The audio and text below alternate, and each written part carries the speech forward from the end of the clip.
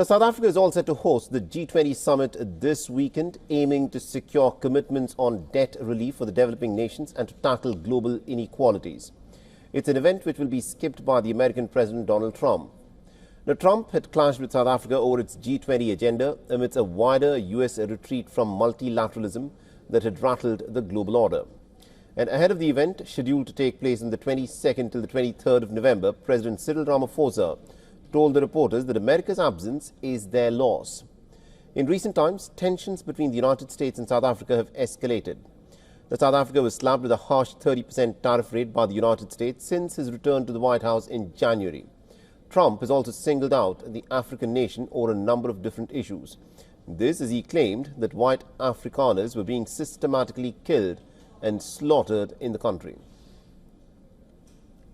Our intentions are clear, is that we must achieve a leaders' declaration in South Africa. There is nothing that precludes us from achieving it, and that is what we are proceeding in the negotiations, that there must be a leaders' declaration because the US is absent from the G20 as a member. Therefore, there is nothing that precludes the members that are present to agree on a declaration. However, the most pressing issue on the G20 agenda is, of course, a looming debt crisis strangling many developing nations. And according to the United Nations, the developing countries shoulder nearly $31 trillion in terms of global debt. And it's doubled their share in 2010. And experts have referred to this as a snowball effect. Now, experts have also said that African economies with young populations that require education, healthcare and jobs have a strong demand for financing. Plus, the debt-to-GDP ratio of many developing countries is far below that of the developed nations, and yet it comes with some high servicing costs.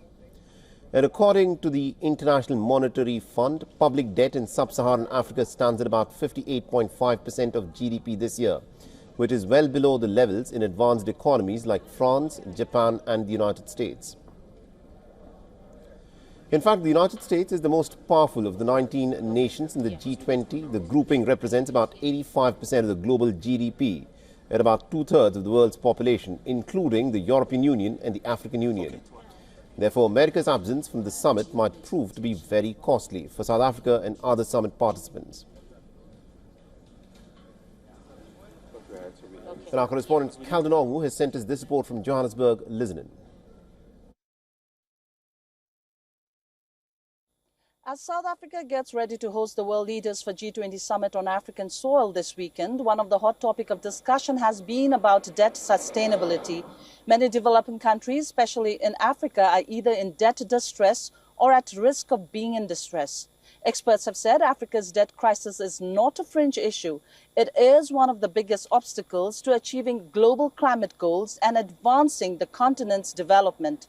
Many have echoed the sentiment that South Africa should prioritize the financial challenges confronting the continent even post-G20 summit, because it needs to highlight to the international community the nature of the debt Africa is in and convince the G20 member states to mend the African economic shortcomings.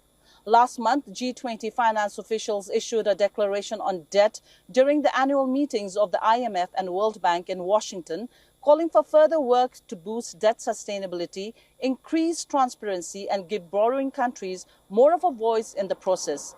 This is Calvin Ongu from Johannesburg, South Africa for WION World is One.